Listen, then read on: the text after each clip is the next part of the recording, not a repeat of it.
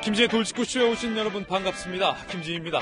저는 오늘도 이곳 광화문 청계 광장에 나와 있습니다. 야, 오늘 정말 춥습니다. 많은 수험생들 열심히 준비하셨던 그 결실을 보는 날이 바로 오늘 수학 능력 시험 날인데 수능 한파 제대로 찾아왔습니다.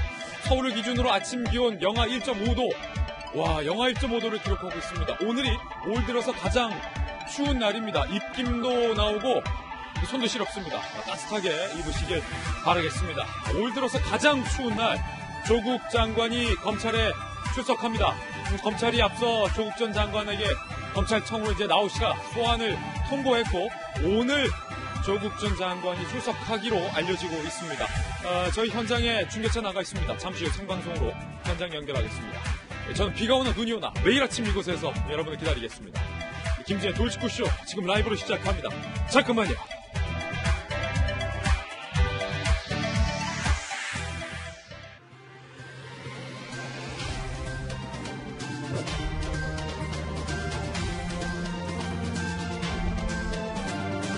신문 읽어준 남자입니다.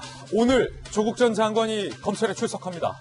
앞서 검찰은 조 전 장관에게 검찰 소환을 통보했고 상의 끝에 오늘로 택한 겁니다. 조 전 장관의 자택과 서울중앙지검에 이미 저희 돌직구쇼 채널A 중계 카메라가 나가 있습니다. 잠시 후에 현장 연결해서 조 전 장관의 모습 생중계로 전해드리겠습니다. 자, 관건은 비공개 조사를 원칙으로 하고 있는데 과연 조국 전 장관이 검찰청사에 들어갈 때 차량에 탑승하고 지하로 그냥 조용히 몰래 들어갈 것인가? 아니면 1층에 내려서 뚜벅뚜벅 걸어서 1층 출입구로 들어갈 건가? 조 전 장관의 선택에 달렸습니다. 잠시 후에 화면으로 한번 만나보시죠. 오늘 조간신문 어떤 뉴스 보도하고 있는지 지금부터 저와 함께 하시죠. 먼저 동아일보입니다. 조국 오늘 검 출석.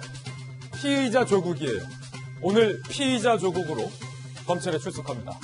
수사 79일 만에 비공개 출석할 것으로 예상이 되고 있는데 비공개로 들어갈지 차에서 내려서 뚜벅뚜벅 1층으로 들어갈지는 전적으로 본인에게 달렸다. 검찰과 과연 사전에 어떻게 조율을 했을지 궁금해지는 대목인데 검찰 안팎에서는 오늘 조사 때 과연 뭐라고 이분에 대한 호칭을 부를지도 고민일 것 같습니다. 장관님? 장관님은 아닐 것 같고 교수님 정도가 적당하지 않겠느냐. 검찰 내부에서는 이런 얘기도 나오고 있습니다. 자, 다음 신문입니다. 이번엔 중앙일보입니다. 자, 법무부의 이 새로운 안이 상당히 논란입니다. 상당히 논란이에요.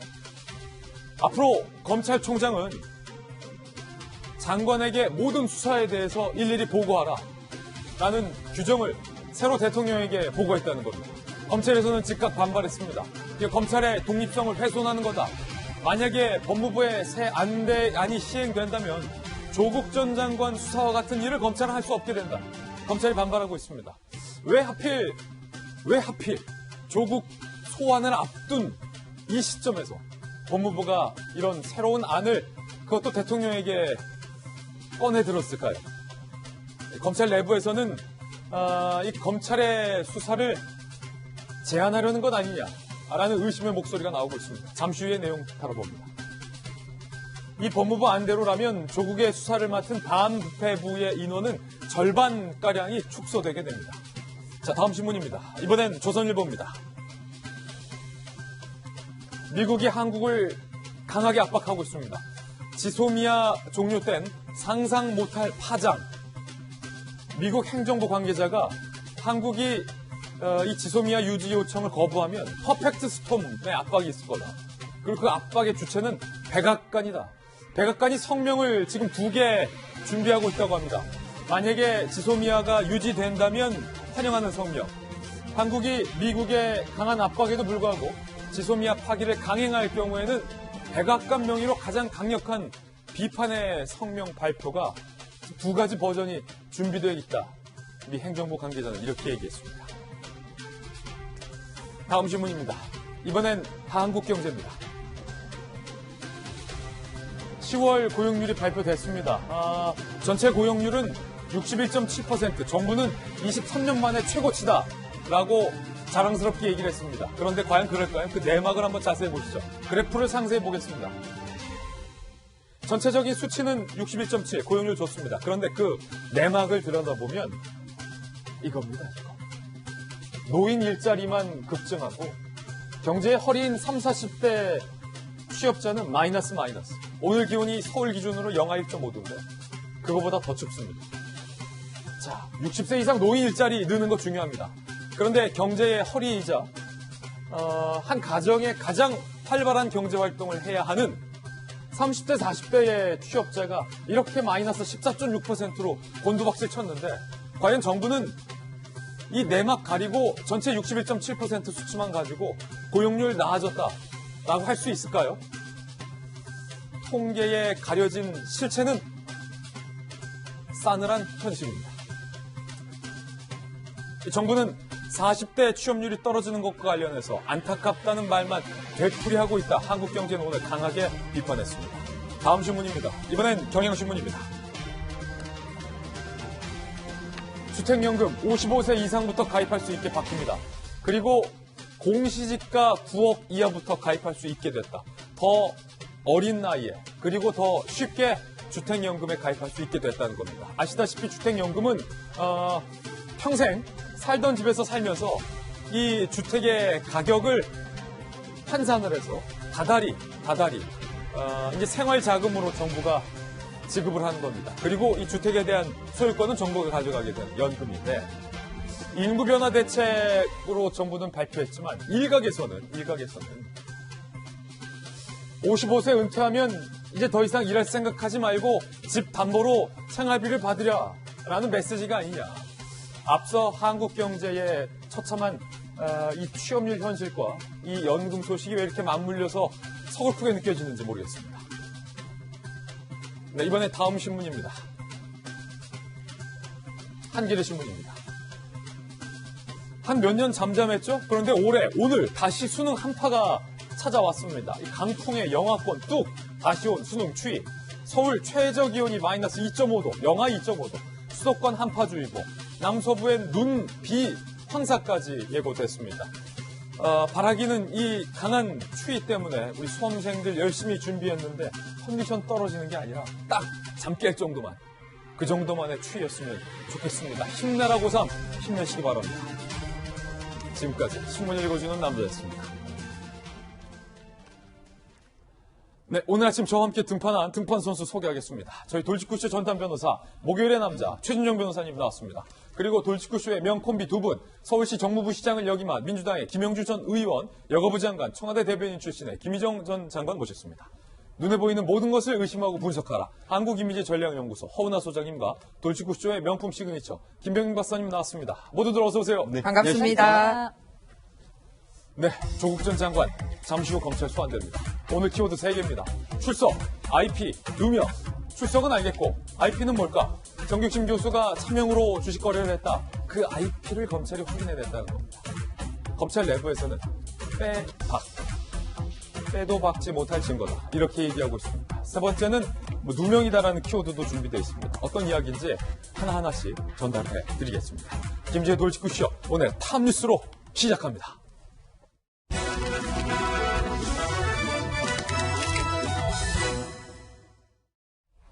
자, 탑뉴스 주제부터 공개합니다. 주제를 이렇게 달아봤습니다. 길 필요도 없습니다. 오늘 주제는 피의자 조국. 잠시 후 검찰 소환됩니다. 오늘 오전 중 소환이니까 저희 돌직구쇼 생방송 시간에 검찰에 출석할 가능성이 가장 큰 상황입니다. 자, 방배동 자택 앞에 저희 취재진이 나가 있는데요. 현장 상황 연결해서 바로 생방송으로 살펴보겠습니다. 자, 지금 이 모습 저희 채널A 중계 카메라로 여러분들 실시간 라이브로 보고 계신 화면입니다. 조국 전 장관의 방배동 자택 앞입니다. 단풍이 많이 졌군요. 방배동에도 단풍이 많이 졌어요. 오늘 상당히 추운, 올 들어 가장 추운 날이 바로 오늘입니다. 수능 한파. 서울은 영하 1.5도. 그날에 조국 전 장관이 검찰에 출석을 합니다. 앞서서 검찰이 조국 전 장관에게 통보를 했어요. 이제 나와라. 나오시라. 그러니까 조국 전 장관도 알았다. 나가겠다. 그럼 언제 나가냐? 오늘. 상의가 됐다는 거죠. 오전 중에 출석할 것으로 알려져 있으니까 아마 어쩌면 지금 저희가 화면으로 연결해드리고 있는 이 순간에 포착될 수도 있을 것 같고 어찌됐든 저희 돌직구쇼 생방송 안에 모습을 드러낼 확률이 가장 큰 상황입니다. 어차피 조국 전 장관의 소화는 예정돼 있기 때문에 방배동 자택이 아닌 다른 곳에서 하루를 머물고 기습적으로 검찰에 출석한다? 뭐 그 가능성도 아예 배제할 수는 없습니다만 그래도 한 나라의 법무부 장관을 지냈던 분이기 때문에 그런 식으로 다른 곳에서 기습 출석하기보다는 자택에서 떳떳하게 조사를 받더라도 나오는 모습을 택할 가능성이 크지 않나라는 판단이 들어서 방배동 자택 앞으로 저희 카메라를 보내봤는데 지금 이 시간 9시 28분 04초, 05초, 06초를 지나고 있는데 아직은 나오지 않고 있습니다. 요 앞전에도 안 나왔거든요. 아직까지는 자택 안에 있을 확률이 상당히 크다는 겁니다. 자, 관건이 이 화면 계속 보면서 이야기를 좀 이어갈게요. 최진영 변호사님. 네. 이제 뭐 저희 카메라 앞에 잠시 후에 잡힐 것 같은데 지금 시민분들이군요. 잠시 후에 이제 조국 전 장관이 차에 타서 검찰청사 앞에 서울중앙지검 앞에 내리잖아요. 네. 앞서서 정경심 교수는 차 타고 지하로 들어갔어요. 지하로 들어갈 건가? 아니면 1층에 차 세우고 내려서 1층 중앙지검 계단 뚜벅뚜벅 1층 출입구로 갈 것인가? 이거는 사전에 조율하는 거죠? 제가 부채 도사가 돼야 될 것 같은데요. 예. 정문으로 갈 것인가, 지하로 갈 것인가, 이것이 문제로다 할 텐데, 원칙, 규정으로 한다고 하면은 정문으로 가는 것이 맞습니다. 규칙은 정문이다. 현재 적용되고 있는 인권 보호를 위한 수사 공보 준칙에 따르면은 장관, 전직 장관급 같은 경우에는 그리고 공적 인물 같은 경우에는 사실 공개적으로 소환하도록 지금 해서 포토라인에 세우도록 되어 있습니다. 다만 지금 수사 공개 금지에 관한 규정을 만들고 그것을 12월 1일부터 지금 적용하기로 했는데 문제는 법은 그렇게 개정한다고 하지만 이번에 그 취지를 미리 당겨서 적용을 한다고 하면은 밑으로 들어가는 건데요. 사실 조국 전 장관이 뭐라고 했습니까? 지난 인사청문회나 그 한 주 전인 이 국민에 대한 설명회에서 본인은 적극적으로 수사를 받겠다. 휴대폰도 임의로 제출하겠다. 그리고 나는 아무런 죄가 없다라고 한다고 하면은 국민들에게 본인이 스스로 떳떳하다는 것을 보여주기 위해서라도 중앙지검 1층으로 들어가는 것이 맞죠. 아마 그렇기 때문에 변호인들도 본인이 얘기했는 말에 따르면 정문으로 가야 될 것 같은데 또 얼굴이 그렇게 피의자 내지는 피고발인으로 나오는 것 자체가 밝혀지는 것이 또 부담이 되는 점에서 고민이 된다 하는데 지금 이 시간 그 결정은 조국 전 장관의 결정에 그 말대로 하면 오롯이 담겨 있는데요. 본인 말에 따르면 정문 1층으로 오는 것이 100번 합당합니다. 100번 합당하다. 1층으로 들어가시라. 라는 또 권고를 돌직구로 해주셨고 김용기 의원이 앞서 그 조국 전 장관의 부인이죠. 정경심 교수는 이 방배동 자택에서 검찰에 간 게 아니라 다른 곳에서 뭐 호텔 같은 곳에 하루 머물다가 취재진의 눈을 피해서 기습적으로 이제 검찰에 출석을 한 바 있어요. 정 교수는 뭐 민간인이니까 그럴지 않을까 싶은데 조국 교수는 지금 자택에 있겠죠?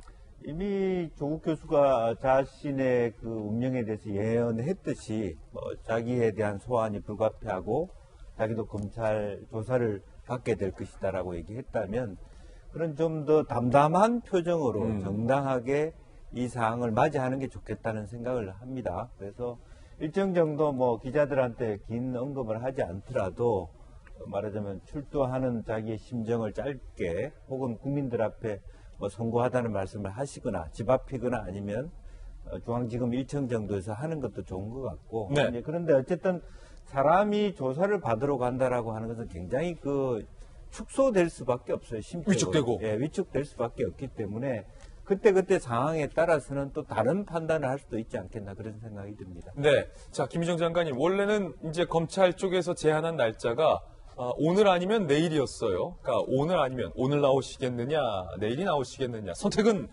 조국 장관이 하시라. 오늘을 택했단 말이죠. 네. 만약에 내려서 1층으로 지금 두 분 말씀처럼 들어간다면 뭐 국민들 앞에 메시지 내놔야 되는 거 아닙니까? 네, 특히 저는 오늘이라는 날짜가 굉장히 중요하다고 생각하는데 오늘 무슨 날입니까? 수능입니다. 네, 그렇습니다. 정말 시험을 현재 보고 있는 당사자, 수많은 재수생도 있고 또 삼수생도 있고 그리고 가족, 친척들 요즘은 또 자녀들이 많지 않아서 굉장히 마음을 쓰고 있고 다른 학생들이나 공무원들 같으면 지금 학교 가는 시간까지 조정해서 이 아이들 지각하지 않고 정말 다 할 수 있도록 온몸을 온 마음을 다 모으는 날, 바로 수능일입니다. 예. 근데 지금 조국 장관 일가가 받고 있는 주요 혐의 중에 국민들이 가장 공분했던 게 바로 이 입시 비리와 관련된 내용인데. 표창장도 위조하고. 네, 그래서 저는 정말 조국 장관이 뭐 이렇게 법적으로 어떤 판단이 나는지를 떠나서 오늘 정말로 그동안 국민들에게 이런 입시와 관련돼서 특히 아내는 이미 밝혀지지 않았습니까? 예. 그렇다면 정말 오늘 수능 날 내가 이렇게 출석을 하게 됐는데 정말 내가 여러 가지로 미안하다. 미안하다. 우리 가족들이. 미안하다. 이거를 밝히는 게 오늘 이 날짜를 선택했다면 적어도 그건 해줘야 되지 않나. 예. 네, 그런 생각이 듭니다. 거듭 말씀드리지만 오늘과 내일 두 가지의 옵션 중에서 오늘을 택한 건 조국 전 장관 측이라는 거예요. 네. 그렇다면 김弁박사님, 오늘 사실은 수험생들이 이제 수능 시작됐어요. 예. 얼마나 떨리고 또 날도 추워요. 긴장되는 마음으로 수능을 보고 있고 밖에서 아마 학부모들은 또 기도하고 있고 뭐 또 기도하는 마음으로 기다리는 학부모들도 많을 텐데 적어도 오늘 수능을 치르는 대다수의 99.9%의 우리 고3 수험생들과 학부모들은 정당하고 공평하게 실력대로 대학 가기 위해서 수능 치는 분들이라는 거죠. 네. 뭐 아빠 백 이용해서 인턴 조작 안 하고 엄마 백 이용해서 표창장 위조 안 하는 순수한 수험생들이 오늘 수험 치고 있다는 날이에요. 상징적인 날입니다. 한마디 해야 되는 거 아닙니까? 오죽하면 수능 한파라는 말까지 있지 않습니까? 수험생들이 정말 열심히 공부했던 그 한설이는 한을 풀어내는 날이기 때문에 이렇게까지 날씨도 춥다라고 얘기가 나왔던 게 그렇군요. 벌써 꽤 오래전부터 90년대 초중반 수능이 처음 있었던 그때 제가 1999년도 수능을 봤을 때를 비롯해서 아마 대한민국에 있는 거의 모든 사람들은 똑같은 마음으로 느낄 겁니다. 99년도 그해 가을도 참 추웠어요. 그때 정말 추웠습니다. 예. 그런데 굳이 오늘을 선택했던 이유가 저는 조국 전 장관이 국민들의 관심사가 수학능력 시험으로 많이 가 있는 부분들을 고려해서 일부러 오늘 소환 날짜를 택한 것은 아닐까라는 생각이 지울 수가 없거든요. 이른바 물타기. 그러니까 여기에 대해서 만약 조국 전 장관이 직접 서울중앙지검 현관에서 국민들을 향해서 고개 숙이고 정말 죄송하고 있는 그대로의 메시지를 발신하기 위해서였다면 저는 오늘이라는 날짜를 택하지 않았을 거라고 생각합니다. 지금 저 방배동 자택 안에 조국 장관이 있을지에 대한 여부도 저는 사실 확인하기가 좀 어려울 거라는 생각이 드는데요. 그동안 우리가 방배동 자택 앞에 무슨 일들이 있었습니까? 저곳에 조국 수호대라고 하는 분들이 나타나서 네. 조국 전 장관을 향한 카메라 찍는 것들을 다 어떻게든 방해하기 위한 노력들이 있었는데 적어도 지금 저렇게 카메라를 찍고 있는 과정 속에서는 그런 조국 수호대 분들의 모습은 보이지 않는 것 같네요. 네. 그러다 보니 아마도 다른 곳에 위치하고 있는 것은 아닐까. 그리고 서울중앙지검의 1층으로 가서 제대로 된 국민들에 대한 메시지를 발신하기보다는 다른 곳에서 머물면서 비공개로 조사에 임하려고 하는 것은 아닌가라는 생각이 드는데요. 벌써 지금까지만 하더라도 조국 전 장관이 과거에 내뱉었던 말과 행동 그리고 여기에 대한 진실들이 서로 얼마나 상이한 부분인지를 다 보여줬습니다. 예. 마지막 문재인 정부에서 민정수석을 지냈고 법무부 장관을 지냈던 인사, 문재인 정부에서는 이런 조국 장관을 촛불 정신의 상징이라고까지 얘기를 했는데요. 그랬던 인물이라면 마지막 순간까지 국민 앞에 떳떳하게 나서서 있는 그대로에 대한 얘기를 해주는 것이 정도가 아닐까 생각이 듭니다. 예. 자, 조국 전 장관 방배동 자택 한번 갔다 왔습니다. 궁금하신 분들이 많을 거니까 아마 우리 저 제작진이 PD님이 가능하다면 요 한쪽에 이렇게 수화선생님이 계시니까 한 요쪽에 방배동 자택 상황을 아마 잠시 후에 좀 이렇게 여러분들 보실 수 있게 조그만하게 아마 저희 토크하는 중에도 아마 열어줄 것 같아요. 그래서 그 화면 좀 참조해 주시고 만약에 잡힌다 싶으면 요 화면 작은 거 크게 확대해서 다시 한번 보여드리도록 하겠습니다. 자, 오늘 소환되는 피의자 신분의 조국 전 장관의 주요 핵심 혐의가 뭘까? 검찰은 자, 더도 말고 덜도 말고 뇌물만 본다 이겁니다. 자, 검찰 지난 11일 정경심 14개 혐의로 추가 기소했죠. 공소장에 조국 이름 11번 등장한다. 부인 기소장에 공소장에 11번 남편 이름이 등장한다. 이것도 참 이례적이에요. 최소 4개 이상 의혹에 연루돼 있다.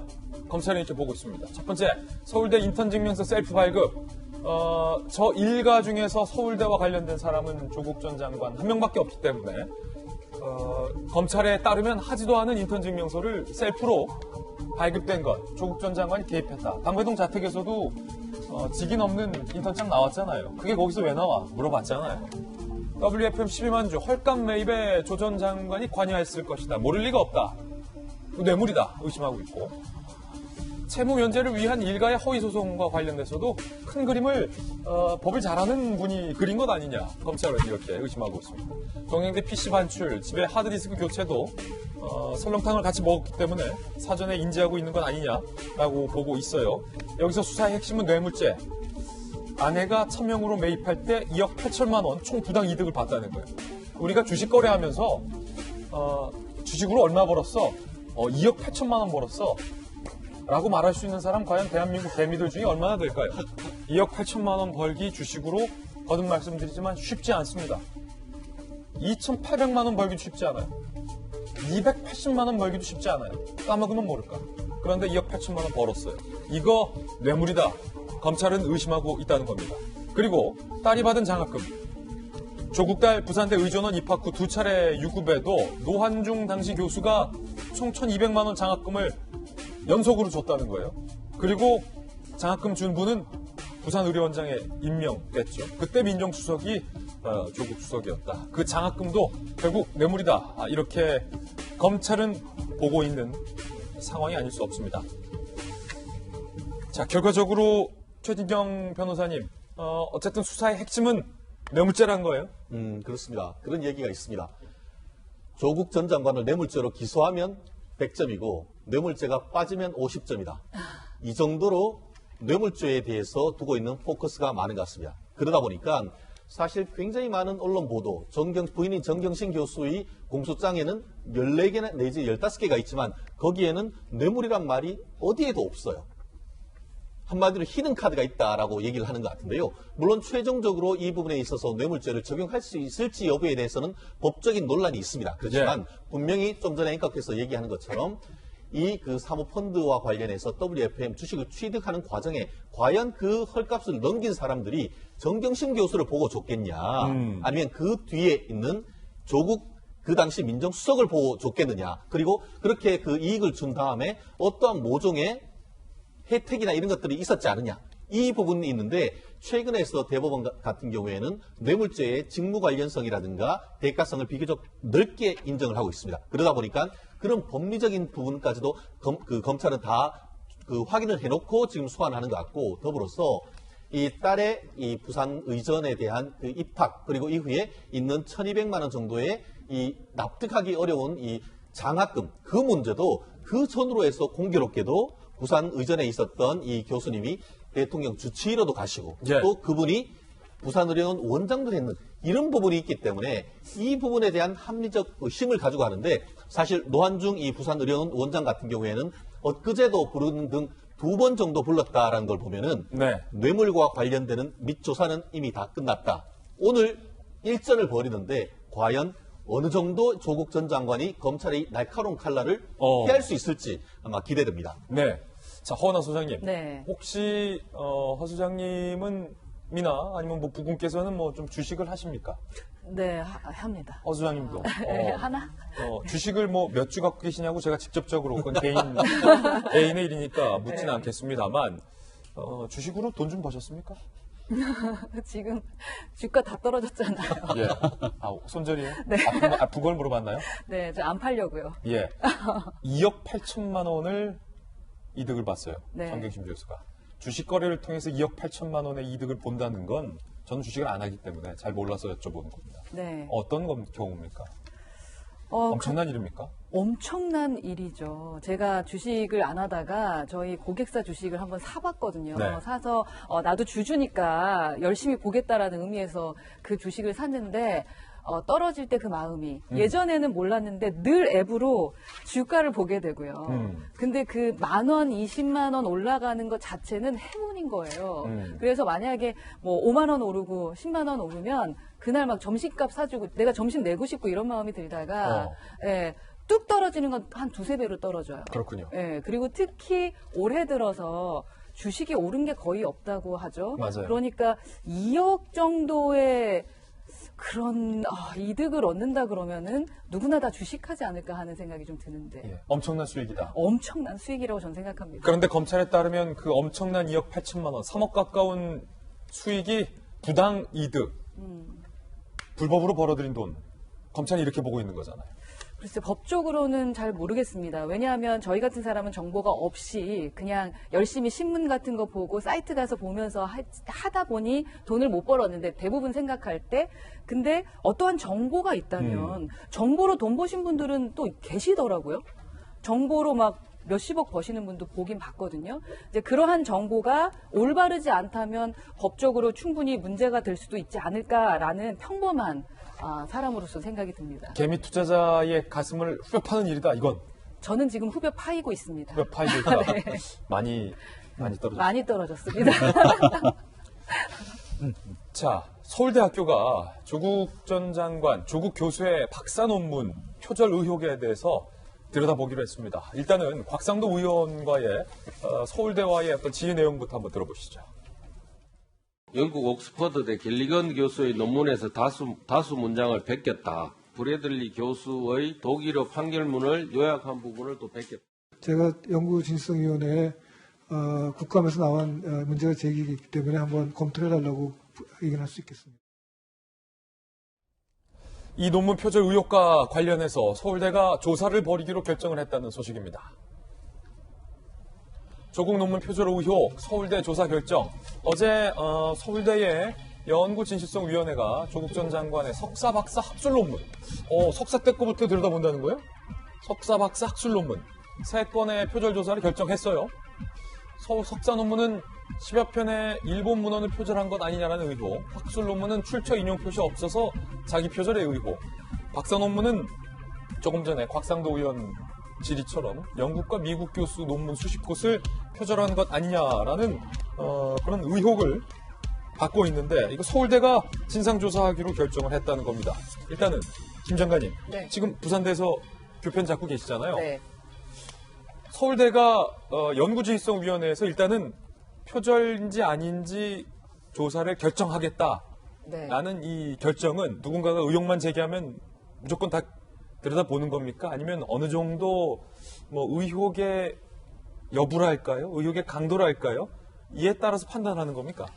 의혹을 충분히 검증해 볼 만한 가치가 있다라고 판단을 한 거라는 거죠. 더군다나 이 조사는 그냥 서울대에서 이루어지는 게 아니라 이번 서울대가 이제 국립대다 보니까 국정감사를 받고 있습니다. 예. 그 과정에서 국정감사의 증인으로 나와서 충분히 국회의원들이 제기한 문제 제기에 문제를 공감하고 조사를 해보겠다라고 해서 착수가 된 거라는 말씀을 드립니다.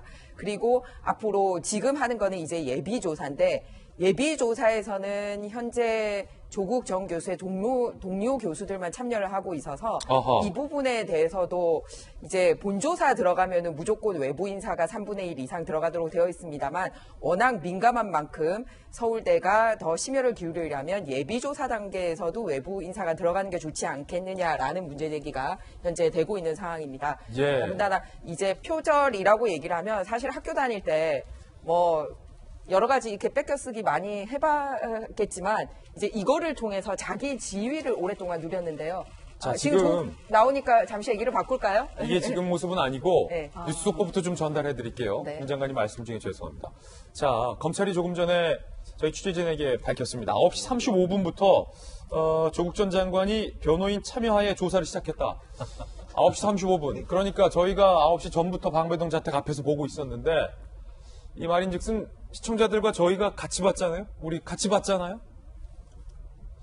우리가 다 못 봤거나 방배동 자택에 나왔는데 아니면 방배동 자택이 아닌 곳에서 출발을 했거나 아니면 방배동 자택에서 한 7시부터 나와서 어딘가에 머물러 있거나 있다가 검찰이 들어갔거나 그런데 검찰 청사 앞에도 저희가 있었거든요.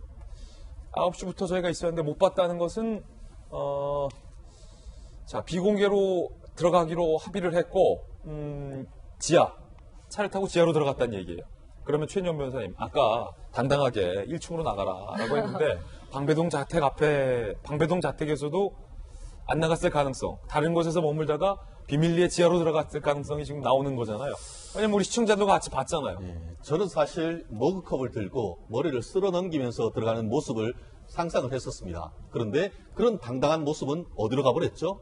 정말 많은 분들이 집 앞에서 정말 제가 아까 그 카메라가 있었지만 이 채널A 카메라 말고 전국에 있는 대부분의 카메라가 방송국에 기다렸을 것 같고 더불어서 서울중앙지검 1층에서도 어제부터 해서 이 취재진이 그 위치 경쟁이 있던 것을 제가 직접 봐봤습니다. 그런데 오늘 얼굴 전혀 볼 수가 없었습니다. 결국 이것은 뭐냐면은 어제 제가 미루어 짐작컨대 어제 이미 모친에 있는 모처에 있다가 변호인과 함께 이 지하로 들어가서 마치 정경심 부인인 정경심 교수가 갔던 루트를 통해서 올라가는 것이 아닌가 싶은데요. 저는 그렇게 생각합니다. 법이 왜 있죠? 전 법무부 장관이면 법을 지켜야 되고, 말씀드렸듯이 법이 개정된 것을 해서 이렇게 공개하지 못하는 규정은 다가오는 12월 1일부터 규정이 적용이 됩니다. 그러면은 지금 살아있는 규정이라고 한다고 하면은 말씀드렸듯이 전현직 장관 차관급 이상 같은 경우에는 국민의 어떤 알 권리 보장을 위해서 1층으로 해서 들어가는 이른바 공개 소환이 원칙입니다. 그런데 이렇게까지 해서 조국 전 장관을 비호하는 것이 도대체 뭐 때문인지에 대해서 국민들은 되묻지 않을 수가 없는 것 같은데요. 말씀드렸듯이 조국 전 장관 본인에게 유리한 것은 그렇게 다 혜택을 보고 본인에게 불리한 것은 기억이 없다. 내가 하지도 않은 걸 가지고 고초를 당할 수도 있다. 이런 식으로 해서 본인들 지지층에 대해서만 일방적인 정치를 하는 이 모습이 과연 공정을 얘기를 했던 법무부 장관의 모습이었는지는 많은 국민들이 정말 비판을 하고 있지 않을까 생각을 합니다. 야, 이게 물론 이제 제로 들어간다고 해서 이게 불법은 아니에요. 그렇죠. 선택할 수 있는 피의자의 권리긴 하지만 떳떳하게 1층으로 들어가서 적어도 오늘 수학능력 시험을 치르는 학생과 학부모들에게 뭐 조국 장관 늘 하던 말로 아내의 일로 죄송하다 정도의 메시지도 못 냈다면 과연 대한민국 법무부 장관 다운 모습일까에 대한 논란은 있을 것으로 예상이 되는 대목인데 어쩐지 아까 김정 장관이 김병 박사가 화면 보면서 계속 조국 수호대가 안 보인다. 조국 수호대가 안 보인다. 다른 곳에 있는 건 아니냐. 예리하게 지적했잖아요. 네. 이미 모처에 있다가 비밀리에 들어간 것으로 지금 보이는군요. 네.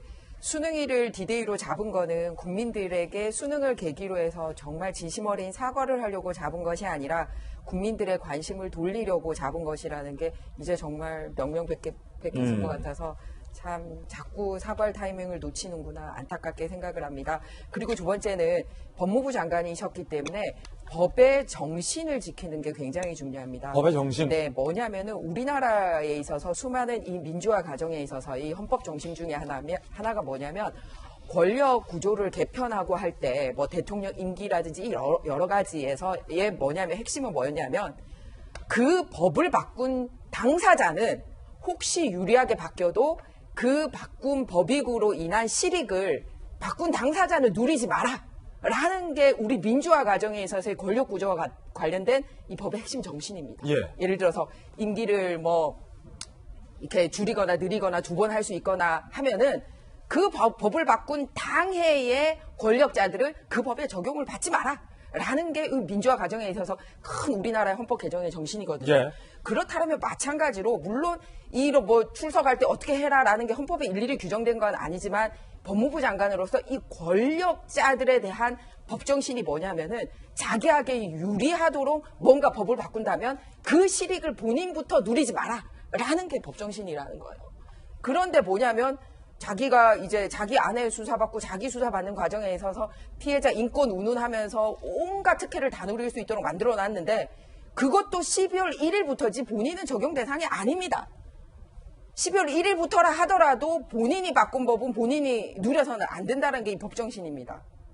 정말 해도 너무한 거 아닙니까? 그래서 정말 법의 판단을 내리기 전에 재판은 꽤 길게 갈 것 같아요. 예. 우리 국민들이 원하는 건 진심 어린 사과라는 말씀을 다시 한번 드리고 싶습니다. 예, 조국 전 장관이 어찌 보면 사과하기를 거부했기 때문에 그거는 뭐 본인의 선택이라 볼 수 있겠습니다. 자, 김영주 의원님, 사실은 저 검찰 1층 출입문 들어가는 게 뭐가 별거냐, 뭐가 대수냐, 조국 전 장관을 지지하는 분들 입장에서는 그런 말 할 수도 있을 것 같다는 생각도 드는데 박근혜 전 대통령, 돌이켜보면 더 이전엔 노무현 전 대통령, 이명박 전 대통령, 그리고 저희 돌직구 출연진 조홍천 의원 다 1층으로 들어갔어요. 그분들도 피하지 못한 걸 조국 전 장관은 간단하게 피했군요. 사실은 이제 그러한 법 정신에 대한 아전 인수격 해석일 수 있죠. 그러니까 새로운 그 법이 더 좋은 법이기 때문에 조금 더 미리 그 방향의 혜택을 볼 수 있는 것이다. 이제 그전 것이 나쁜 것이니까 조국 장관이 생각했을 때 어. 그런 관점이라고. 아마 그런 생각으로 예. 지하로 들어간 게 아니냐. 예. 어차피 바뀔 건데. 어차피 그것은 좋은 방향이니까 원래 그런 틀이었어야 되는데 그 전에 틀이 잘못된 것이고 내가 과도한 맞다. 것이다. 네, 그런 생각을 하는 거라고 보여집니다. 그래서 한편으로는 그런 부분도 일정 정도 저는 이해가 됩니다. 어쩔 수 없이 그런 큰 틀의 방향이 있다면. 근데 문제는 뭐냐 하면 그동안의 조국 장관 또 조국 부인 또 조국 자녀조차도 자신의 행위에 대해서 조금 한도 뭐 이렇게 말하자면 거짓이 없다거나 잘못됐다거나 이런 얘기를 하지 않은 상태에서 지금 여기까지 왔다라는 것이거든요. 그러니까 결과적으로 모든 것은 법정에서 밝히겠다라고 하는 부분은 있는데 실제로 그런 의미에서 과연 이 공익심을 가지고 이 사건을 대하고 있느냐. 이제 그런 틀에서 이 사건도 이 장면도 봐야 되지 않을까 생각이 듭니다. 이제 네, 여기서 한 가지 확실한 걸 저희가 알게 되는 게 있어요. 어떤 밝혀진 거요? 게 있어요. 어떤 거요? SNS에 조국 전 장관이 쓰는 글은 사실이 되기가 현실화되기 어렵다. 왜냐하면은 11월 11일 페이스북에 분명히 나는 명예 회복을 하겠다라고 했고 당당하게 오롯이 맞서겠다라고 했습니다. 그렇다면 지금 말씀하셨던 분들의 얘기처럼 당당하게 1층에 서셨어야 되는데 당장 이틀 후에 벌써 SNS에 쓴 글이 그냥 글뿐이었다라는 것을 지금까지 보여줬던 모든 것을 현실화시키는 것이 아닌가라는 생각도 듭니다. 이게 우리 시청자 돌직구쇼는 항상 시청자들과 함께 만들어가는 방송이잖아요. 네. 저희가 9시부터 함께 봐봤잖아요. 방배동 자택을 봐오던 터에 갑자기 조사가 이미 받고 있다라는 속보를 보니까 아마 돌직구쇼를 보던 시청자분들도 많이 좀 당황하셨을 것 같아요. 자, 뉴스 속보 전해드렸습니다. 검찰이 유재수 부산시 이 경제부시장에 대해서 출국금지 조치를 처했습니다. 관건은 조국 당시 민정수석이 이 청와대 이 유재수 부시장에 대한 조사를 막았느냐라는 의혹입니다. 출금, 예상외로 센 조치가 내려졌다. 이렇게 볼 수가 있어요. 유재수 출국금지, 조국 전방위 압박, 2017년 유재수 당시 금융위 정책국장, 업계 관계자들에게 편의, 유약비 항공권 받았다 의혹, 조국 민정수석 당시 돌연 감찰 중단. 자, 이거 수사 무마하려는 건 아니냐, 감찰 무마했던 건 아니냐라는 의혹이죠. 금융위 관계자, 유재수 지시받고 펀드사와 창업투자자문사 등의 편의를 봐주었다. 검찰이 금융위 관계자의 진술을 확보했어요.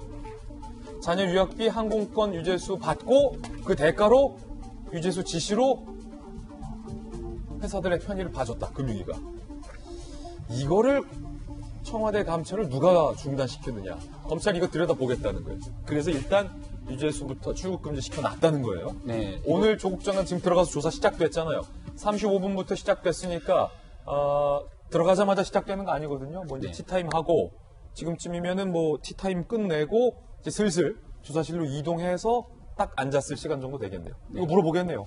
이 문제를 오늘 물어볼지 여부는 모르겠습니다만 이건 조국 전 장관에 떠나서 문재인 정부의 폭탄과 같은 일이 될 가능성이 매우 높다 이렇게 볼 수가 있는데요. 유재수 전 부산시 경제부시장 같은 경우는 노무현 정부, 노무현 대통령 참여정부 시절에 부속실의 행정관으로 일했기 때문에 노 전 대통령뿐만 아니라 함께 있었던 참여정부 인사들과 굉장히 가까운 인맥들을 유지하고 있다고 볼 수 있습니다. 조금 전에 왜 출국금지 조치를 내렸냐면은 금융위에 있는 관계자들로부터 유의미한 진술을 확보했는데 네네. 금융위원회 관계자들은 유재수 사건 때문에 금융위 자체가 파렴치한 집단으로 이렇게 되는 것들에 대한 방지 차원에서 있는 사실 그대로를 얘기했다는 거거든요. 그렇다면 이렇게 충분히 받아낼 수 있는 진술을 청와대에 있는 민정수석실의 특별감찰반이 얼마든지 확보할 수 있었음에도 불구하고 이걸 윗선에서 무마시켰다.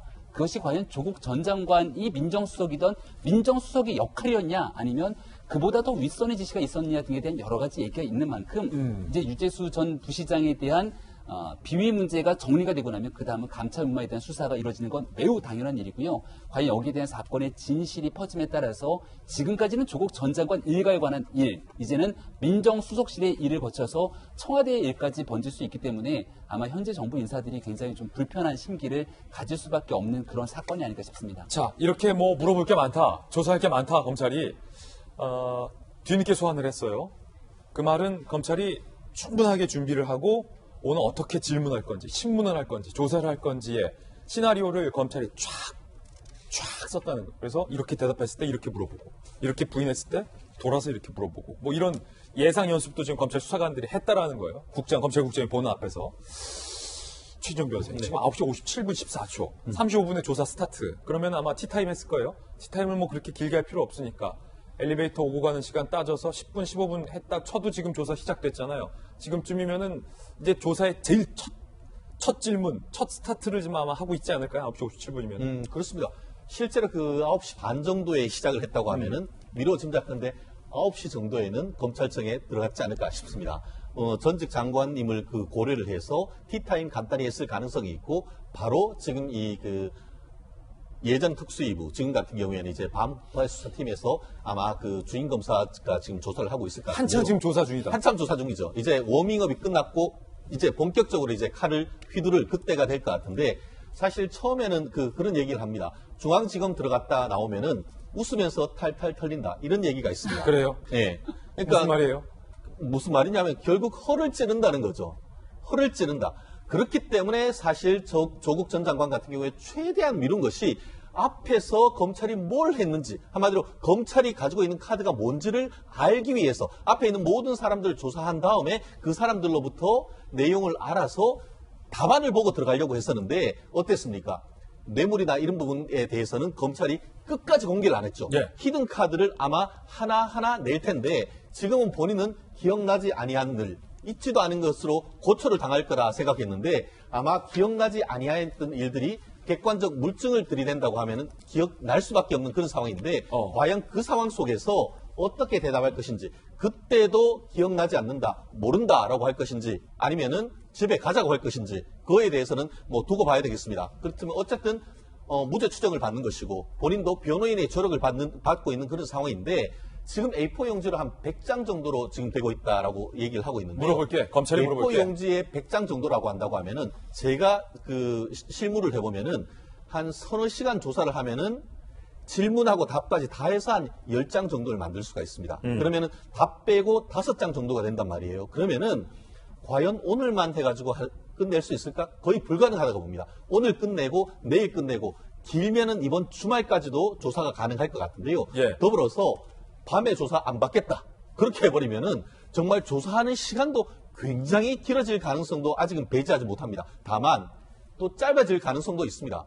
묵비권 행사할 때 그리고 질문을 하는데 단순 부인하면서 해버리면은 사실 뭐 100장 해도 오늘 내일도 할 수 있습니다. 네. 그렇기 때문에 수사가 어느 정도 진행된지 여부에 따라서 상당 부분 수사에 대해서 성실하게 답변을 했는지 아니면은 거의 모르쇠로 해서 법정에 가서 나는 진실을 밝히겠다. 이런 식으로 있을 가능성도 있기 때문에 오늘 검찰에서 지금 그 조국 전 장관이 어떤 식으로 답변을 한마디로 질문에 대해서 굉장히 구체적으로 상세하게 할 것인지 아니면은 이거에 대해서는 진술 거부한다. 그러면서 법정에서 밝히겠다. 이런 식으로 할 것인지 아마 오늘 점심때쯤이면은 후문이 나오지 않을까 싶습니다.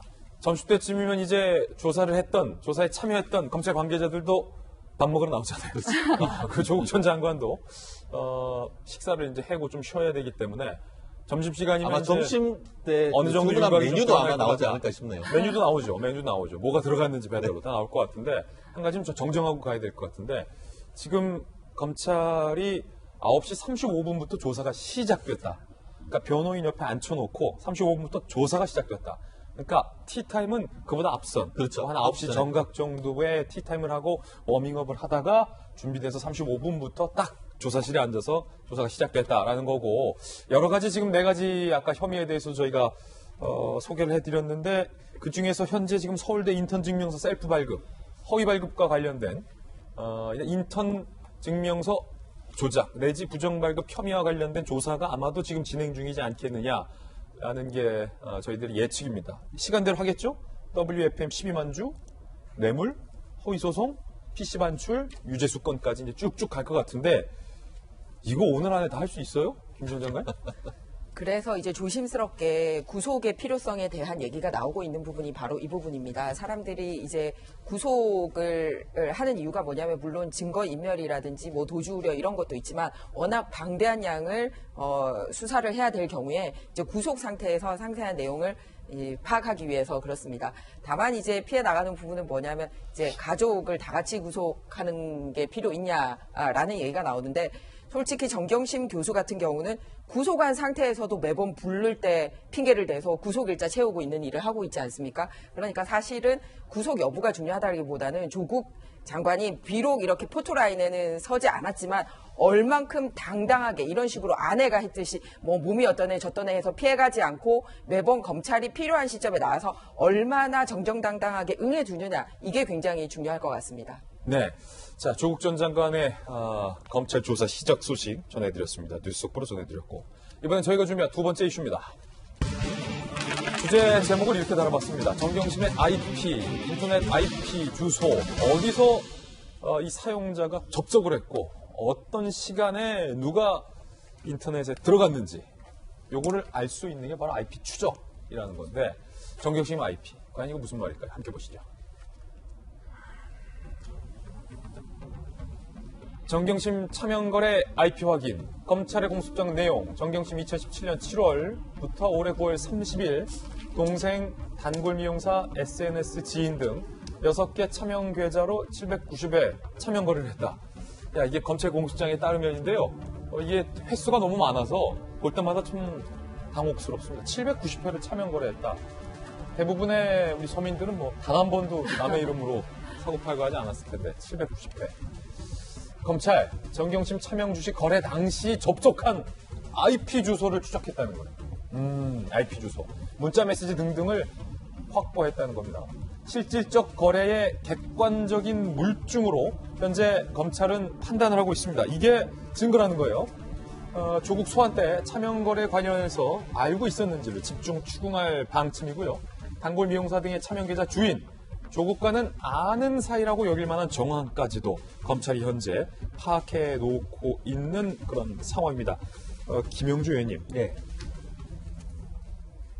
자, 지금 정경심 씨는 이 차명 거래와 관련해서 그거 내가 한 게 아니라 저분들이 한 거고 나는 그냥 저분들이 잘 투자할 수 있게끔 도와준 거다라는 주장을 펴고 있다고 해요. 알려지기론. 그런데 검찰이 지금 IP 주소를 파악해냈다는 거예요. 미용사가 그때 그 주식을 샀던 곳에 컴퓨터에 접속한 그 IP, 장소가, 동생이 주식을 샀을 때 그 장소, 페이스북 지인이 샀던 그 장소, 그 IP가 모두 다 정경심 씨의 어떤 활동 범위 안에 있다면 증거가 될 수 있는 거죠. 증거가 될 수 있죠. 더군다나 이 IP 주소, 그 컴퓨터가 말하자면 조국 장관의 집이라면 그건 빼도 박도 못하는 증거가 될 수밖에 없죠. 확실한 증거다. 예, 확실한 증거가 되고요. 또 그런 IP 주소와 더불어 그 시간대, 접속 시간대와 문자 메시지를 연동해서 봤을 때 이 주식을 살아야 된다, 팔아야 된다라는 누군가가 정보 교류한 그런 어떤 문자 메시지가 있다면 더군다나 그렇고요.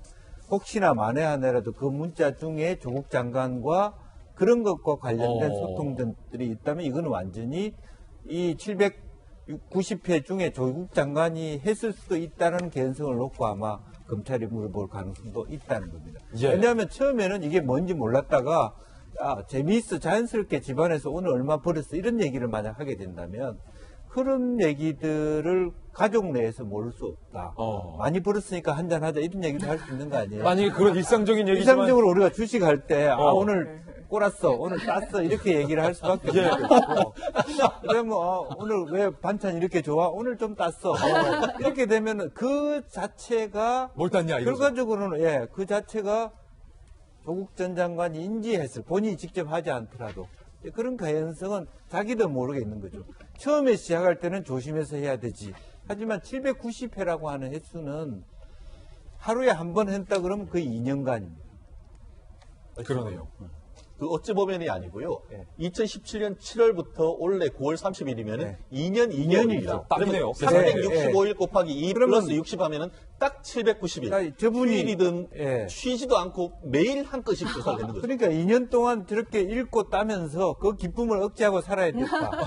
그렇게 보기는 어렵지 않겠네요. 790회 차례 더군다나 수익을 많이 봤잖아요. 단 한 번이라도 남편한테 말했다면 가정이지만 미용사 차명으로 문자 메시지 보여주면서 봐봐. 딱 한 번 그게 문자 메시지로 나왔다면 이거는 이제 그 순간 정경심 넘어서 조국으로 갈 수 있다라는 게 김영주 의원님의 이제 가정 그러니까 그렇기 설명인 때문에 저 정경진 교수가 컴퓨터를 들고 나오고 싶었을 거예요. 거죠. 그 안에 뭐가 있냐 뭐가 하는 있나. 것. 그리고 실제로 또 정말 바보같이 뭐 핸드폰을 바꿀 때 그런 기록들을 다 컴퓨터에 저장했다. 그럼 얼마나 멘붕이 오겠습니까? 예. 한 가지 흥미로운 게, 참 이 부분이 좀 흥미로워요. 앞서서 저희가 이제 보도해드린 것 중에, 검찰이 지금 확보한 것 중에 이런 진술도 있어요. 단골 미용사는 차명 계좌의 주인이잖아요. 그러니까 이분은 검찰 이미 진술해서 정경심 씨가 차명 계좌를 요구해 왔다라고 진술한 걸로 알려지고 있는데, 이 단골 미용사가 조국 장관과도 아는 사이다, 친분이 있는 사이다라는 거를 검찰이 확인했다라는 거잖아요. 이 보도가 사실이라면 이건 뭘 의미하는 겁니까? 그러니까 보도가 사실이라면 사실일 수 있다로 저는 시작을 하고 싶어요. 왜냐하면 저도 한 10여 년간 이용하고 있는 단골 미용사가 있어요. 예. 근데 거기를 한 5, 6년 지나고 나니까 남편도 데려가게 되더라고요.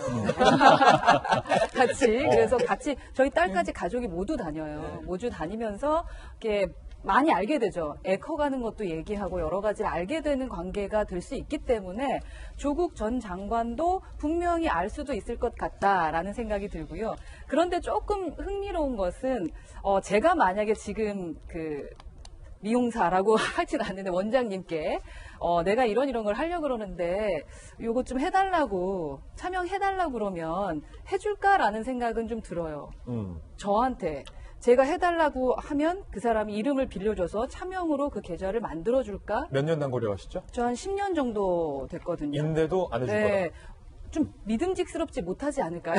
그래서 여러 가지 이유를 대면서 에이 그건 아니지 않을까요? 라고 얘기하면서 만들어주지 않을 것 같은데 다만 그러니까 남편과 가족을 다 알고 있는데 여기는 좀 손해보다는 좀 이득이 있을 것 같다. 라는 생각이 좀 든다거나 그리고 뭐 저희 남편보다 더 믿을 만한 공직에 있는 저희 남편 저는 좋아합니다. 믿음직한 남편이에요. 하지만 남들이 봤을 때는 어떨지 모르잖아요. 민정수석이라던가 뭐 장관이라던가 그런 직업과는 좀 다르니까 그래서 빌려줬나? 라는 생각도 들기도 하고 여러 가지로 좀 의문이 남는 점은 있는 것 같습니다. 예. 자, 검찰이 미용사와 조국 전 장관의 어떤 친분 여부까지도 지금 확인을 하고 들어가고 있다는 거예요. 그렇습니다. 아까 얘기했는 것처럼 이 부분에 있어서는 미용사도 조국 전 장관을 알고 더불어서 한 사람이 더 있는 게 SNS라고 하는데 그중에 페이스북 지인이라고 합니다. 그런데 아시다시피 정경심 교수는 페이스북을 시작했는 게 이번 사건이 일어난 이후 9월 9일 첫 계정을 만들었습니다. 그런데 거래는 2017년부터 했단 말이에요. 그러면 그 SNS 지인이 누굴까요? 그렇기 때문에 어제 검찰은 뭐라고 하냐면은 이 단골 그 미용실 원장님과 SNS 지인이 조국 전 장관과도 알 수 있을 법한 정황을 얘기했다라고 얘기를 한다고 하면은 결국 그 SNS 지인 같은 경우에는 조국 전 장관이 소개해줬을 가능성이 현실적으로 높지 않을까 하는 그런 추론이 가능합니다. 아직 단정할 수는 없습니다. 그렇기 때문에 그 점은 뭐겠죠? 그냥 알려줬을까요? 그러면은 차명 계좌를 소개시켜주는 것과 관련해서 뭔가 조국 전 장관이 알고 있을 가능성, 그 부분이 바로 지금 검찰이 얘기하는 그 부분이 아닌가 싶은데요.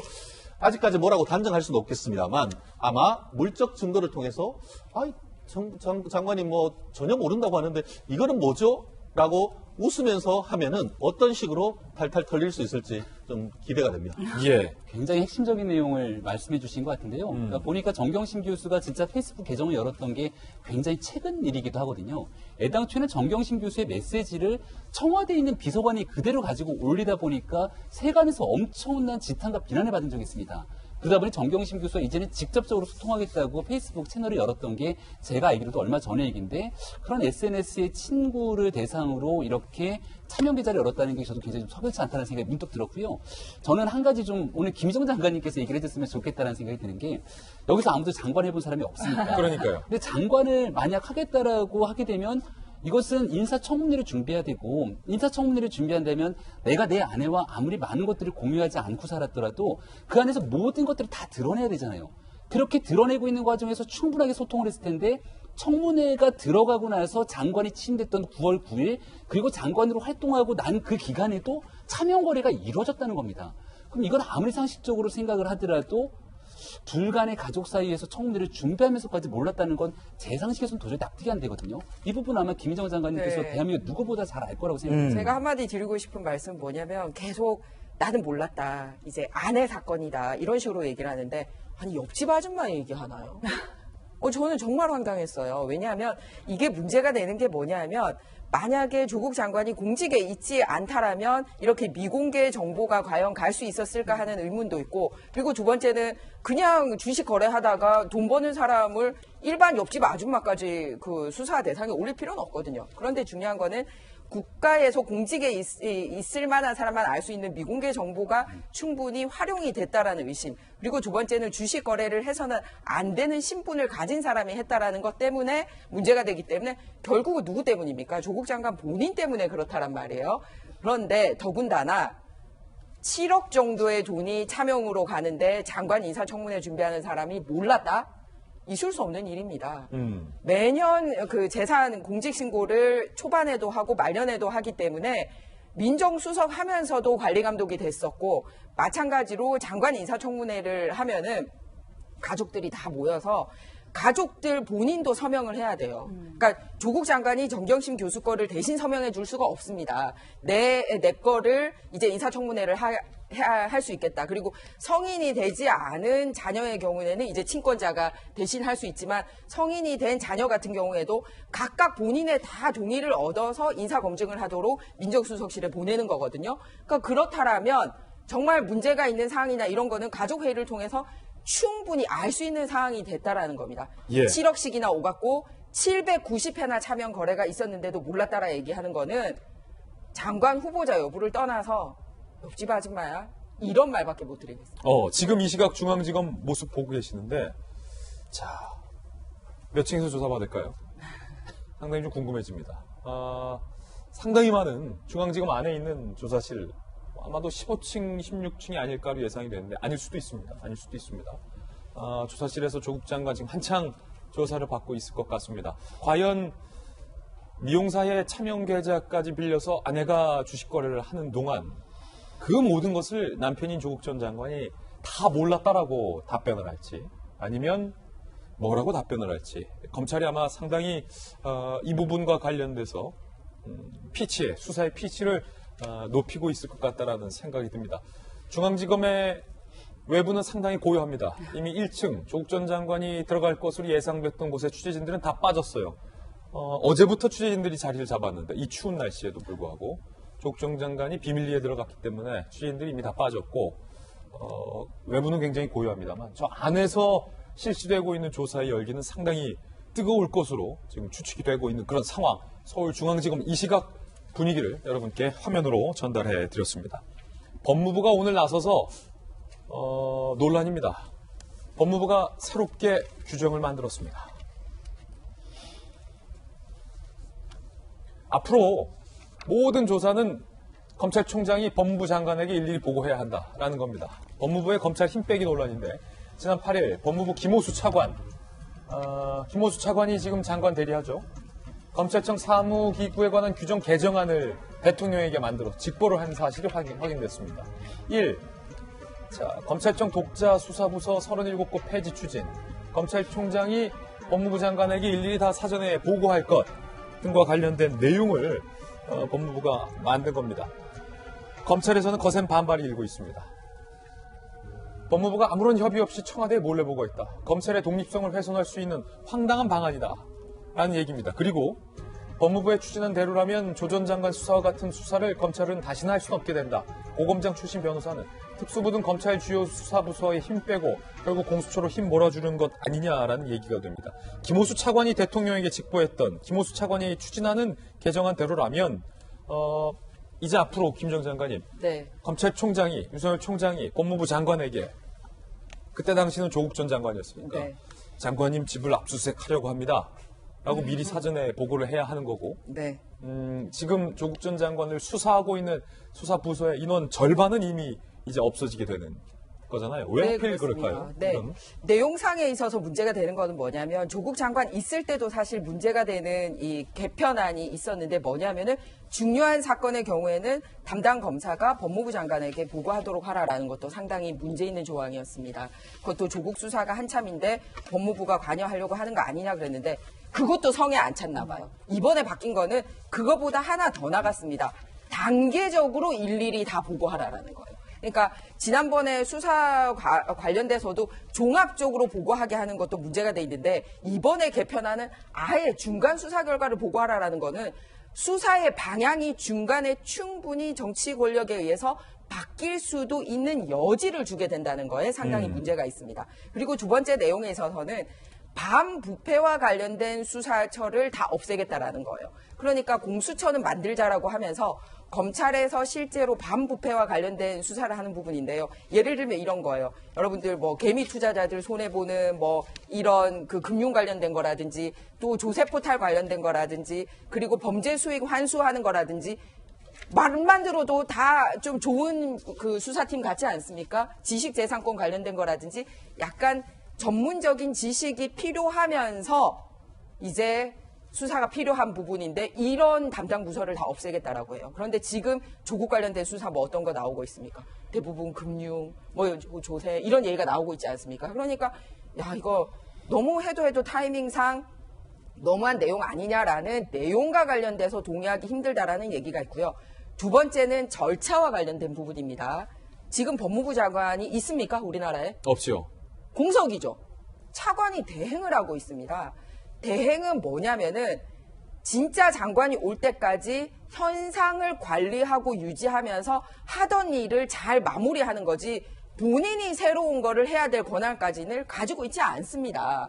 만약에 대통령 권한대행 했을 때 전직 대통령 권한대행이 새로운 정책 발표하고 했으면 그때는 지금 야당이 여당이었기 때문에 아마 난리가 났었을 겁니다. 그런데 현직 장관들도 대통령과 독대하면서 이런 거를 보고할 정도의 일은 굉장히 큰 사항인데 대행이 이런 거를 한다? 굉장히 문제가 있는 거죠. 그러니까 대행 꼬리표 떼줄지 말지 내가 너를 보고 있다라는 사인을 주시려고 그런 건지 본인은 얼마나 또 대행 꼬리표 떼고 싶으면 그렇게 알아서 하는 건지 그 문제 제기고요. 두 번째는 이렇게 중요한 내용은 입법으로 처리가 돼야 됩니다. 검찰청 법이 있고요. 그리고 형사소송법이 있는데 법으로 하지 않았어요. 그냥 정부가 시행령으로 바꿨어요. 이렇게 중요해서 반부패 관련된 수사권이 위축될 수 있는 거를 국회에 입법을 패스하고 국회랑 얘기하고 싫고 우리가 알아서 할게. 이런 식으로 하는 게 상당히 문제가 있다는 말씀 드리겠습니다. 예. 자, 법무부의 새로운 규정안 논란까지 전해드렸습니다. 이번엔 저희가 준비한 세 번째 주제를 공개했습니다. 바로 좀. 자, 니가 가라 하와이. 누구의 이야기일까요? 최근 자유한국당 내에서 중진들에 대한 용퇴 요구가 나왔습니다. 그러자 홍준표 전 대표가 이렇게 얘기했습니다. 들어보시죠. 나는 국회의원 내내 소위 험지라는 곳만 다녔던 사람입니다. 참 어이가 없다. 지금 대한민국에 우리 자유한국당 험지가 아닌 곳이 어디 있습니까? 지는 따뜻한 지 고향에 앉아가지고 선배들 보고 험지 가라. 친구라는 영화에 장동건이가 한 유명한 대사가 있어요. 자, 니가 가라 하와이에서 딱 끊겼죠? 준비되면 다시 들을 수 있을까요? 네, 들려주세요. 나는 국회의원 내내 소위 험지라는 곳만 다녔던 사람입니다. 참 어이가 없다. 지금 대한민국에 우리 자유한국당 험지가 아닌 곳이 어디 있습니까? 지는 따뜻한 지 고향에 앉아가지고 선배들 보고 험지 가라. 친구라는 영화에 장동건이가 한 유명한 대사가 있어요. 니가 가라 하와이. 니가 가라 하와이. 김명주 의원님, 니가 가라 하와이. 이거 누구 보러 가라는 거예요? 어디 가라는 거예요? 표재선 스스로가 좀 그런 어떤 예를 들면 당내에서 영남 또 강남 이렇게 이런 쪽에 있는 또 다선 의원들 3선 이상 이런 분들 스스로 좀 당을 위해서 스스로 내년 총선 불출마 선언해달라 이제 그런 말을 하신 분들 특히 최근에 들어서 초재선 의원님들이 그런 얘기들을 많이 하고 있는데 실제적으로 그런 얘기를 하려면 최소한 나는 그러면 내 지역구 따뜻한 데를 버리고 전라도 광주에서 한번 가보겠습니다. 한국당이. 네. 아니면 뭐 정말 민주당 텃밭이라고 하는 예. 뭐 서울에서 강북을 한다든지 어떤 지역에 제가 나가겠습니다라고 하면서 혹은 불출마를 하면서 저뿐만 아니라 다순 의원님도 같이 했으면 좋겠습니다. 이렇게 얘기를 해야 되는데 실제로 그 말씀하신 분들은 자기는 재선이고 영남권도 아니고 뭐 이런 어떤 자기를 빼고 가니까 선배 의원님들도 그걸 쉽게 수긍하기 어렵다라는 말씀이시고 또 더군다나 지금 상황 같아서는 뭐 오늘 여기 녹취에는 안 나왔습니다만은 연동형 비례대표 선거구제의 변경이라든지 여러 가지 12월까지도 어떻게 돌아갈지도 모르는 상황이기 때문에 누구 보고 나가라 말아라 할 그런 상황이 아니다라는 차원이고 더 걱정은 어차피 이 상을 지도에 가는 앞서 나가는 말하자면 한교안 대표가 정치 초년생 아니냐 이걸 여러 가지 묶어서 현재의 당내의 분위기 자체가 적절하지 않다 이런 얘기를 하는 것 같고 또 하나는 실제로 김부겸, 홍일학 이 지역구는 가지 않겠다. 홍일학은 같은 홍씨고 김부겸은 안지 오래됐는데 아는 사이에 그렇게 야박하게 할 수 있겠냐 이제 그런 내용까지 포함되어 있는 것 같습니다. 결국은 더 쉽게 말하면 한국당의 초선, 재선, 중진 그 누구도 험지는 안 가겠다.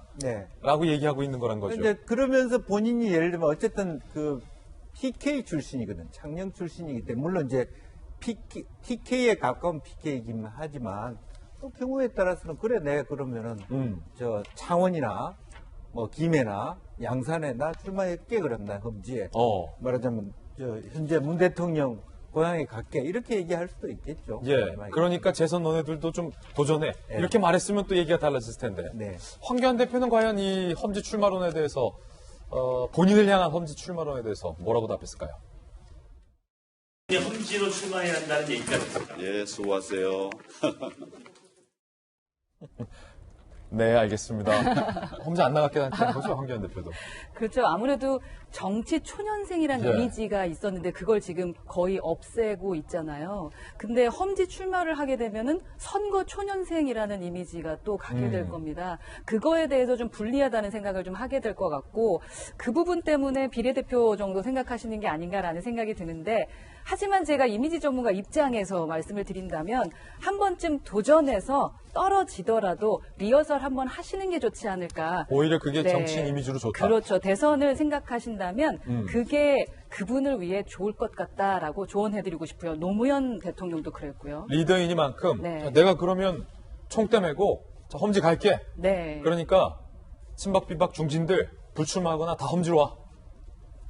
그리고 좋은 장소는 정말 참신한 인재들 전력 공천할 거야. 이런 결기를 보여줘야 된다. 저는 그렇게 생각합니다. 그렇군요. 자, 청와대 출신들도 내년 총선에 대거 출마할 것으로 예상이 되고 있습니다.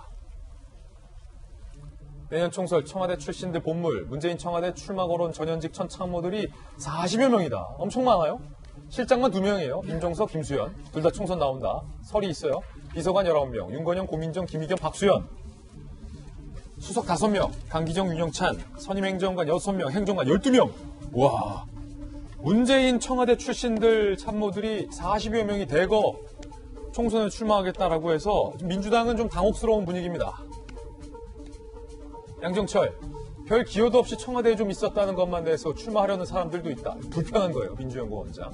헌신을 해야지, 특혜는 꿈도 꾸지 말아야지. 피도 눈물도 없이 무조건 이길 사람만 후보로 내세울 거다라고 얘기를 하고 있는 그런 상황입니다. 김병 박사님, 청와대 출신들이 이렇게나 많네요. 40명이 넘게 총선 나온다고 하면 사실은 민주당 입장에서도 좀 당혹스러워하는 분위기 같아요. 양정철 원장 얘기 들어보니까. 청와대 출신 인사들은 땅을 칠 것 같아요. 지난해 지방선거에 나갈 걸. 지난해 지방선거 때까지만 하더라도 문재인의 청와대라고 하는 꼬리표가 정말 말 그대로 훈장이었습니다. 그러한 내용을 바탕으로 선거에 나서 당선되는 사람들이 적지가 않았고요. 근데 아마 내년도 총선을 바탕으로 보게 되면 문재인의 청와대라고 하는 꼬리표와 직함을 달고 선거를 치르는 게 얼마나 도움이 될지 민주당이 고민하기 시작할 겁니다. 그렇군요. 지금 현재 있게 되는 야권이 짜고 있는 판에서는 문재인 정권이 심판으로 선거를 치릅니다. 근데 민주당 입장에선 지난 2년 반이 넘는 기간 동안 문재인 정권이 국민으로부터 많은 사랑을 받았는가 생각해보면 제일 첫 번째 경제와 일자리 문제, 북한 문제, 뭐 에너지 원전에 관한 문제라든지 국민들로부터 떳떳하게 내놓을 수 있는 정책이 많지 않다는 걸 객관적인 평가로 어느 정도 인지를 할 겁니다. 제가 양정철 민주연구원장 혹은 민주당의 싱크탱크 입장이라면 이러한 정권 심판론으로 선거를 치르기보다는 비껴가는 상황으로서 문재인의 간판이 아닌 새로운 미래 권력으로 선거를 치르려고 할 것 같다는 생각을 지울 수가 없거든요. 그렇다면 문재인 정부에 몸을 담았던 청와대 출신 인사들은 자연스럽게 도태되거나 배제될 가능성이 높기 때문에 과연 이러한 상태 속에서 힘을 갖고 밀어붙이려고 하는 청와대 출신 인사들과 이를 밀어내려고 하는 민주당의 이러한 세력 간의 다툼 속에서 과연 어떠한 선택이 귀결지가 될지도 국민들이 굉장히 관심 있게 지켜볼 대목이 아닐까 싶습니다. 네, 총선이 다가오고 있는 만큼 한국당과 민주당 속에 있는 이야기도 전해드렸습니다. 이번엔 저희가 준비한 다음 순서입니다. 오늘 핫플입니다. 오늘은 과연 어떤 분들이 핫플 4인방에 선정됐을지 핫플 4인방부터 바로 만나보시죠. 자, 정준영 씨, 그리고 두 번째는 이 대학가에서 홍콩 기싸움이 벌어지고 있다고요. 세 번째는 미나 장, 네 번째는 최순실 전해드립니다. 검찰이 지난 2016년 만취한 여성을 집단 성폭행하고 성관계 영상을 불법 촬영 유포한 혐의로 기소된 가수 정준영에게 검찰이 징역 7년을 구형했습니다. 함께 기소된 가수 최종훈에겐 징역 5년을 구형했는데요. 정준영은 최후 진술에서 일부 사건에 대해서는 부인하지만 도덕적으로 카톡을 통해 수치심을 드린 점은 정말 미안하게 생각한다고 말했습니다. 최종훈 역시 부끄럽다면서도 특수준강간이라는 죄명은 너무 무겁고 억울하다고 울먹였는데요. 이 가운데 함께 재판에 넘겨진 소녀시대 유리의 친오빠 권모 씨는 가장 무거운 형량, 이들 중에서 가장 무거운 형량인 10년을 구형받아서 이목이 집중되고 있어요. 검찰이 유리의 친오빠 권 씨에게 왜 가장 무거운 형량을 내렸는지에 대해서는 아직까지 전해지고 있지 않습니다. 다만 일각에선 권 씨가 마약 투약 혐의로 구속수사를 받은 점이 가중처벌을 내린 배경이 아니냐라는 해석이 나오고 있는 그런 상황입니다.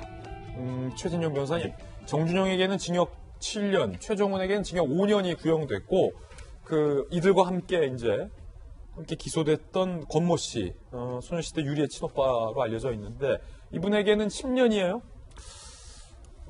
기본적으로 이제 범죄 사실이 굉장히 많고, 그리고 또 그 부분에 대해서 사실 일부 같은 경우에는 특히 정 씨 같은 경우에는 두 사람에 대한 어떤 성관계를 했다는 대구와 홍천입니까? 거기를 한 다음에 그 내용을 사진으로 동영상으로 찍어가지고 같이 돌려봤단 말이에요. 그런 내용을 봤을 때에 적어도 현재 기준으로 봤을 때 이런 케이스는 실질적으로 실형이 거의 불가피한 것이 아닌가 싶고요. 네. 지금 5년 내지 10년 이 정도 구형이라고 한다고 하면은 사실 거의 굉장히 높은 형입니다. 실제로 우리가 살인이나 살인 미수 같은 경우에도 5년 내지 10년 정도라 한다고 하면은 거의 여성에 대한 사실상 살인에 가까운 그 정도로 구형을 하고 있는데요. 아마 법원에서 판단한 형도 그에 못지 않을까 싶습니다. 특히 지금 정 씨 같은 경우에는 대부분 사실 성관계를 했다는 사실은 인정하지만 합의하에 했다라고 해서 사실상 죄를 부인하는 취지도 있어 보입니다. 그러다 보니까 합의하고 또 그거에 대해서 자백하는 것보다는 실질적으로 죄를 부인한다라는 취지에서 상당히 형을 높게 구형한 것이 아닌가 생각합니다. 예. 자, 두 번째 악플입니다. 대학가로 한번 가보겠습니다. 홍콩 시위를 두고 국내 대학가에서 충돌이 벌어지고 있습니다. 중국 유학생들이요. 우리 한국 학생들이 부착한 홍콩 민주화 시위 지지 대자보를 이 중국 유학생들이 훼손하는 일이 자꾸 벌어지고 있어요. 이러면 안 되죠. 이에 몸싸움이 벌어지기도 했습니다. 어제 연세대학교에서는요, 우리 연세대 학생들이 홍콩 시위대를 지지한다라는 현수막을 붙였는데 중국인으로 추정되는 남녀 2명이 이를 철거하려고 해서 시비가 붙었습니다. 그 모습 한번 보시죠.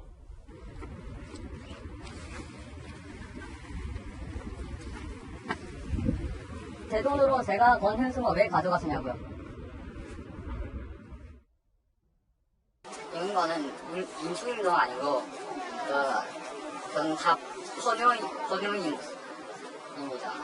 중국 사람이라서 그냥 이런 의식 있어요. 우리 다 자체로 오는 거예요.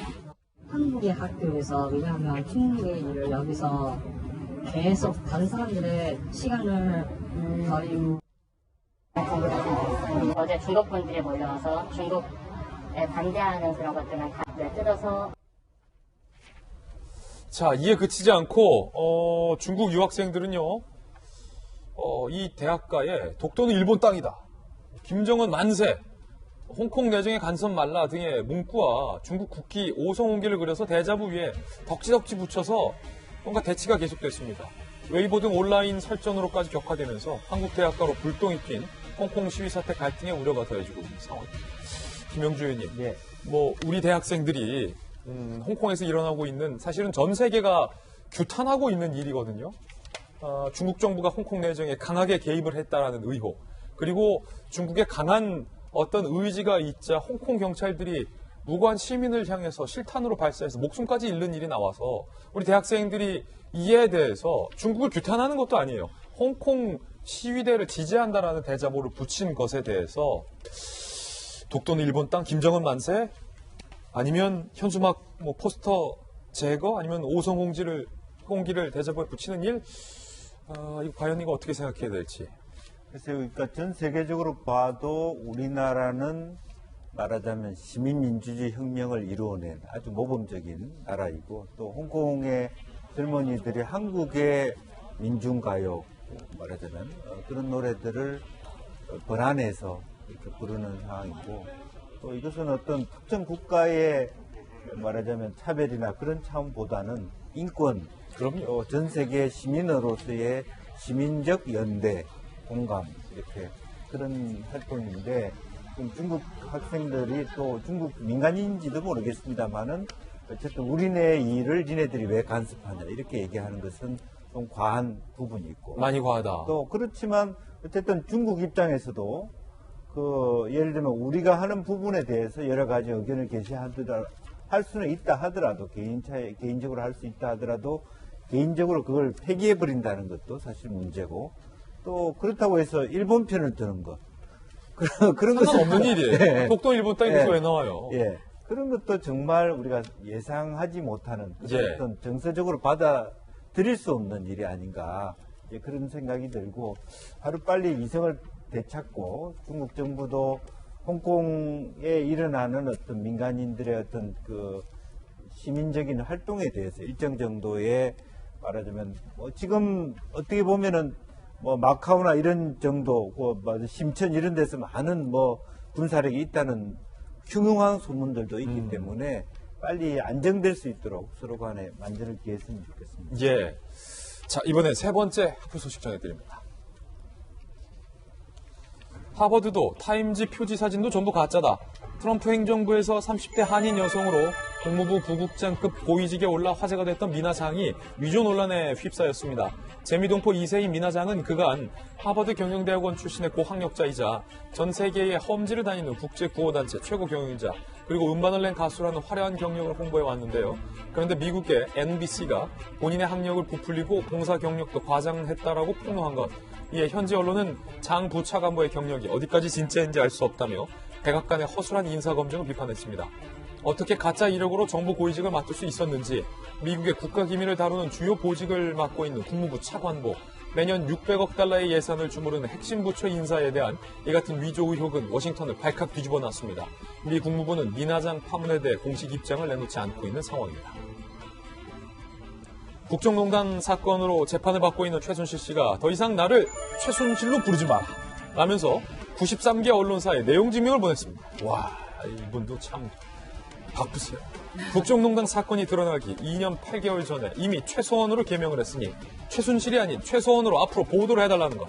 최 씨는 내용 증명서에 언론사들이 부정적 이미지를 부각시키려고 개명 사실을 알면서도 의도적으로 개명 전 이름인 최순실을 사용했다고 주장했습니다.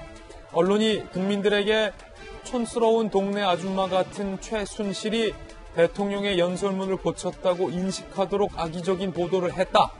그대로 읽어드렸습니다. 최서원 씨의 주장입니다. 예컨대 최서원의 조언으로 국정 운영을 했다. 최순실의 조언으로 국정 운영을 했다. 그 파급 효과는 하늘과 땅 차이라고 주장하는 겁니다. 그래, 최 씨는 언론사들이 본인의 요청을 들어주지 않을 시 법적 조치를 취하겠다고 경고까지 했습니다. 과연 최 씨의 바람대로 최서원이라는 이름으로 불릴 수 있을지 귀추가 주목이 됩니다. 김병민 박사님이 상당히 이제는 유명해졌잖아요. 근데 초기에, 돌직구 초기에 사람들이 김병만인 줄 알고. 맞아요. 정글 가시는 분이랑 헷갈린 적이 있어요. 그래서 김병민 해서 이제 요즘은 다 김병민으로 알고 있어요. 김진 기자도 김진의 기자로 아는 사람들도 있어요. 김진의 돌직구. 자, 김병민 박사님, 최 씨의 요구니까 최소원으로 개명한 최순실 씨의 요구였군요. 네, 맞습니다. 아마도 이 최순실 씨가 이런 얘기를 하게 되는 것은 조국 전 장관 사태가 불거지게 되면서 하도 피의자의 인권 얘기를 하면서 하니까 그럼 나는 뭐야? 라고 얘기가 나오면서 이 모든 것들이 촉발된 것이거든요. 이 정부가 여러모로 한 번쯤 이 범죄 혐의를 가지고 있는 사람들에 대한 형평성 차원에서 과연 우리 정부는 어떤 위치에 처해져 있는가 이 최서원 씨의 얘기도 한번 들어볼 필요는 있겠다는 생각이 듭니다. 예, 나는 김병만 아닌 김병민이 아닌 얘기까지 들어봤습니다. 저희는 60초 광고 후에 돌아오겠습니다. 잠시 후에 뵙죠. 저희가 앞서서 방송 초기에 예고를 해드렸던 이제 오늘의 키워드와 관련해서 이 북한 군사 강제 북송과 관련된 뉴스 보도도 준비를 해두었는데 조국 전 장관에 관련된 뉴스 속보를 더 전해드리다 보니까 시간 관계상 그 부분 저희가 전해드리지 못했다는 좀 시청자분들에게 양해의 말씀을 드리겠습니다. 오늘 저희가 준비한 뉴스 모두 다 전해드렸습니다. 저희는 내일 아침 9시 15분에 더욱더 풍성한 소식 들고 여러분께 인사드리겠습니다. 오늘 하루는 분명 어제보다 나을 겁니다. 좋은 하루 되십시오. 고맙습니다.